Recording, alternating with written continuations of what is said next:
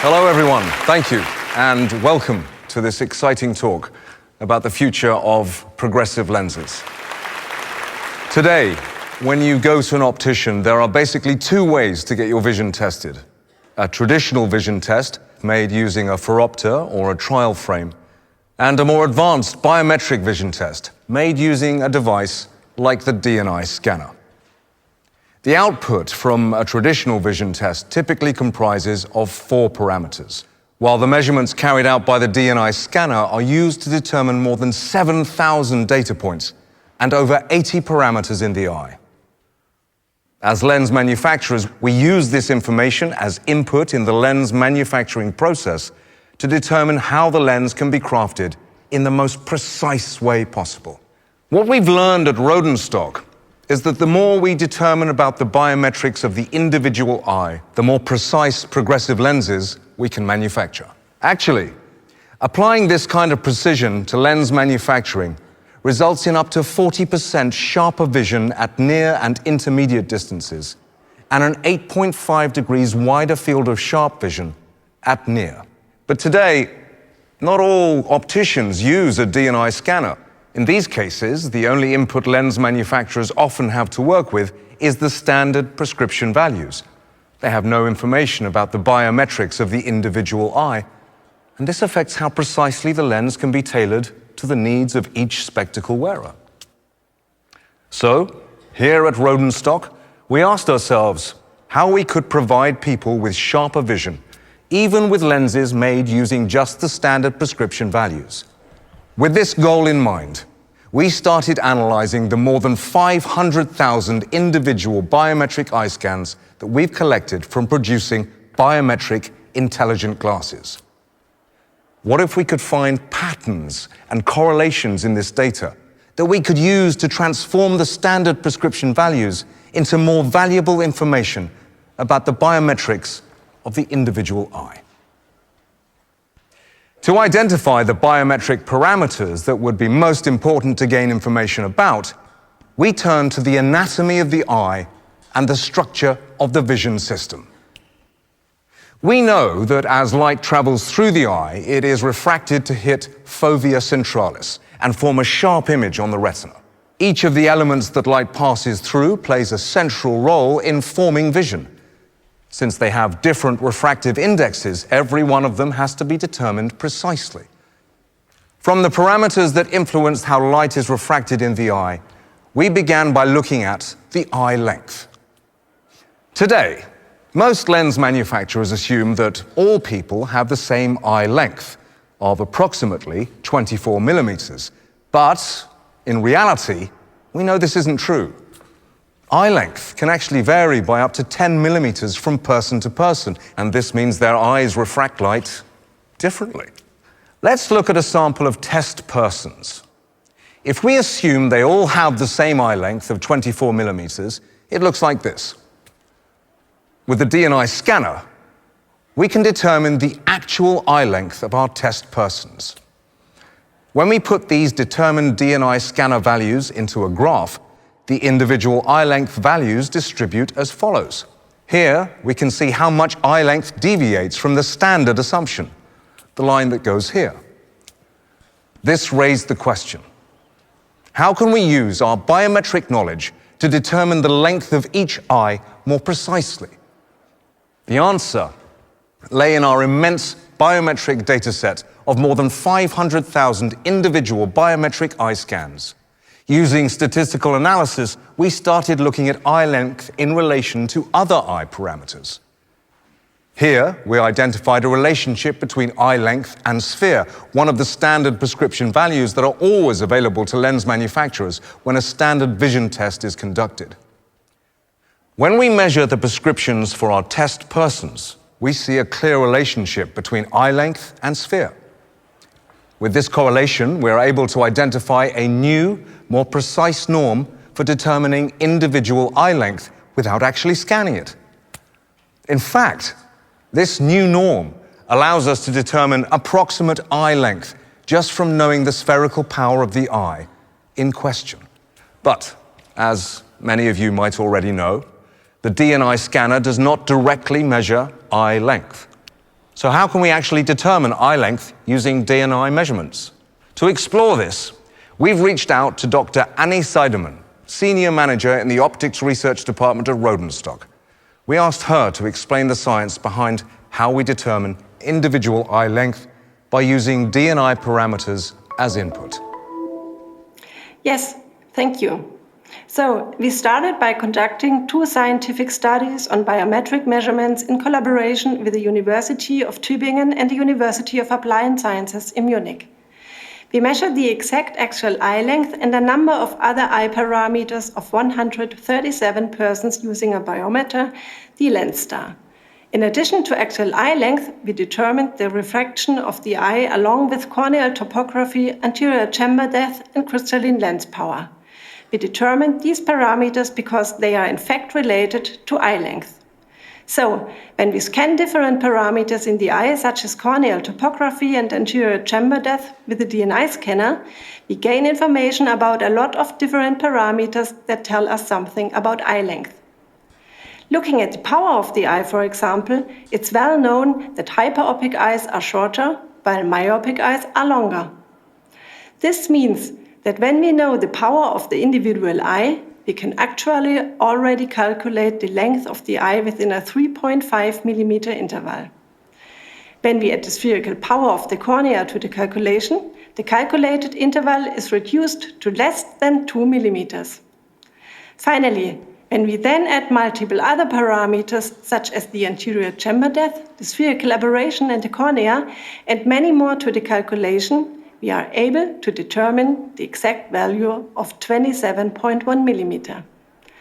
Ultimately, we can include this exact eye length in the lens calculation and graph the lens more precisely, ensuring that it fits the individual perfectly. Thank you, Dr. Seidemann, for enlightening us. Moving on from eye length, the next central eye component we need to look at is the cornea. The primary function of the cornea is to refract the light and focus it on the retina. On average, it takes approximately 63 diopters of refractive power to focus rays of light entering the eye onto the retina. The cornea holds about 43 diopters, or almost 70% of the total refractive power of the eye. This is what makes it an important visual component. Because of this, we again asked ourselves, how can we unfold the standard prescription values to gain valuable biometric data about the individual cornea? The most important thing to determine when it comes to the cornea is astigmatism. Astigmatism is an irregularly shaped lens or cornea. These irregularities have significant influence on how light is refracted within the eye. Astigmatism can exist in any meridian of the cornea, both in horizontal and vertical angles, as well as in oblique angles. This makes it important to determine the astigmatism of each cornea because it allows lens manufacturers to optimize the lens to correct the corneal astigmatism, ultimately adapting the lens better and creating clearer vision. In spite of this, most lens manufacturers use a standard value for corneal astigmatic power. They assume that the eye has a corneal astigmatic power of 0, and this means the lens is not corrected to support corneal irregularities. Following this assumption, when put into a graph, both ortho and oblique corneal astigmatic power would look like this for our test persons. However, when we measure with the DNI scanner, we can see how the values are distributed in reality as corneal astigmatic power differs between individuals. So how do we then calculate the corneal astigmatic power of an eye just from the standard prescription values? We've asked Dr. Gregor Esser, Director of Optics Research and Development at Rodenstock, to show us how calculations make it possible. Yes, thank you. So, from any standard vision test, we gain a minimum input of 4 prescription values, which we can use to optimize the lens in the manufacturing process. But to be able to unfold these standard prescription values and optimize the lens towards the actual biometrics of the individual eye, we needed to convert the prescription values into a format that is viable to use for statistical analysis. More specifically, we needed to convert our traditional way of describing the prescription of the eye, as cylinder and axis value into power vector terms to describe the prescription values in a way that is mathematically different. To do this, we use the following formulas in which the traditional prescription values are converted into power vector terms. With the identified power vector terms J0 and J45, we can identify a relationship between the astigmatism of the whole eye and the astigmatic power of the cornea. With these correlations, we can define two new norms for calculating the astigmatic power of the cornea when crafting lenses. Thank you, Dr. Esser. Besides the astigmatism of the cornea, to our own surprise, we found in our biometric data analysis that there's a correlation between pupillary distance and the spherical power of the cornea. The spherical power of the cornea makes up a significant part of the spherical power of the eye. An irregularly shaped cornea has a significant influence on how light is refracted. The greater the curvature of the cornea, the more the cornea's converging power increases. Going back to our test persons, we can use the DNI scanner to measure the spherical power of the individual cornea. Here, we can see just how much spherical power differs from eye to eye. Using our biometric data pool, we analyzed the correlation between the spherical power of the cornea and pupillary distance. Here, we could see the clear correlation that exists between the spherical power of the cornea and pupillary distance. Using this correlation, we are able to create a new norm for calculating the cornea's spherical power. Another eye component that's important to consider is the pupil and its size in different conditions. The pupil limits the light rays entering the eye and controls the amount of light hitting the retina. As we go through the day, our pupils constantly contract and dilate as they adapt to different light conditions and object distances. In fact, the pupil can change from less than 2 millimeters in diameter in bright light conditions to 8 millimeters in dark conditions. And when we look at objects at near, the pupil contracts to support the process of creating a sharp image of the object. This constant adaptation of the pupil's size influences the image that is formed on the retina. That's why knowing the size of the pupil in different light conditions and at different object distances is important when manufacturing the lens. Because the pupil is so important to our vision, we've also used our biometric data to find a more precise way to identify pupil radius in lens calculation when exact DNI measurements of the parameter are unavailable. It's well known that a relationship exists between addition and pupil radius. Using this correlation, we can calculate the pupil radius of each eye using just the addition of the individual eye. This allows us to form a new, more precise norm for calculating individual pupil radius. Moving on from pupil radius, the fifth component vital to determine is the shape and position of the crystalline lens. The crystalline lens holds a third of the refractive power of the eye. It refracts rays of light onto the retina and allows our eyes to focus on objects placed at near and far distances.